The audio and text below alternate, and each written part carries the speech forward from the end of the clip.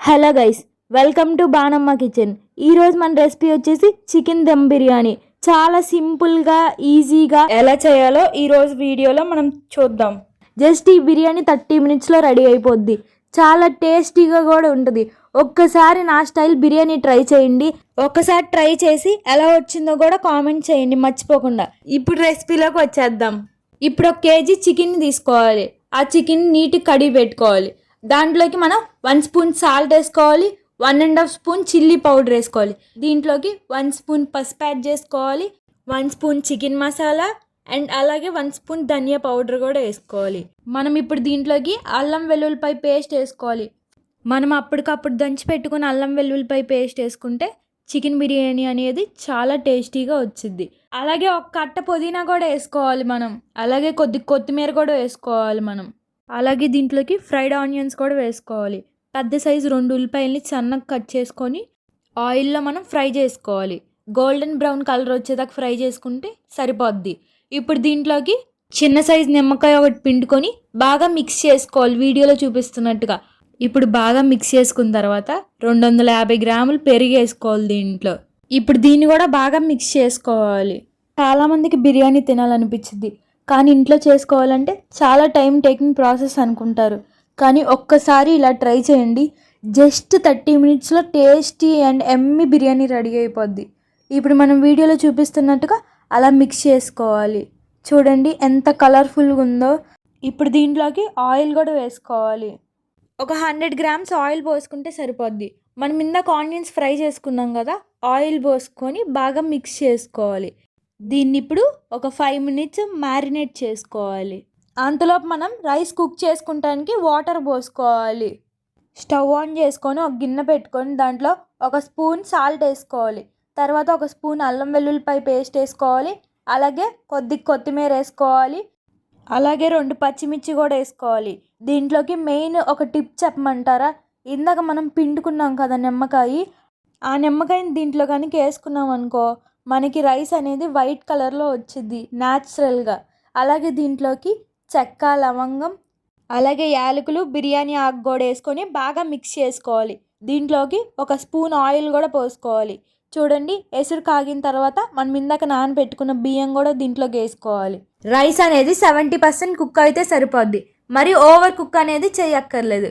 ఇప్పుడు మనం ఇందాక మ్యారినేట్ చేసి పెట్టుకున్న చికెన్ని స్టవ్ ఆన్ చేసుకొని పెట్టుకోవాలి. చూడండి, లైట్గా ఒకసారి మిక్స్ చేసుకోవాలి. నేను చూపిస్తున్నట్టుగా రైస్ కుక్ అయితే ఇంకా స్టవ్ ఆఫ్ చేసేసుకోవాలి.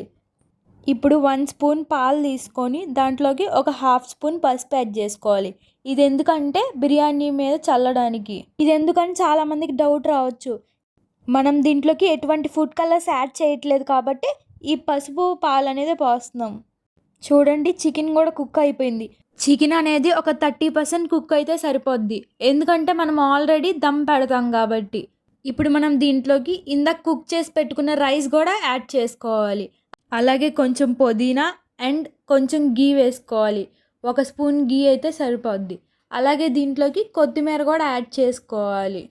అలాగే మనం ఇందాక చేసి పెట్టుకున్నాం కదా పసుపు పాలు, అవి పైన చల్లుకుందాం. ఇప్పుడు ఇది న్యాచురల్గా చేసిందండి. ఫుడ్ కలర్ అనేది ఎటువంటిది యాడ్ చేయట్లేదు మనము.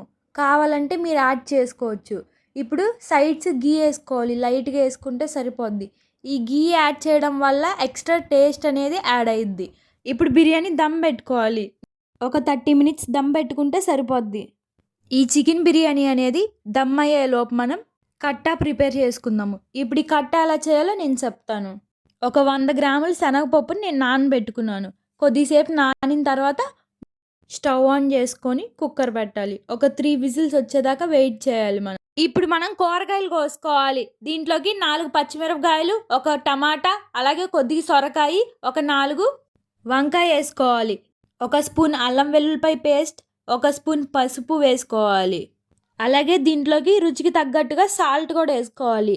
నేనైతే 1 స్పూన్ సాల్ట్ వేసుకున్నా, తర్వాత సరిపోకపోతే మళ్ళీ యాడ్ చేసుకోండి. అలాగే 2 స్పూన్లు కారం కూడా వేసుకోవాలి. మీకు స్పైసీ ఎక్కువ వద్దనుకుంటే 1 స్పూన్ వేసుకోండి.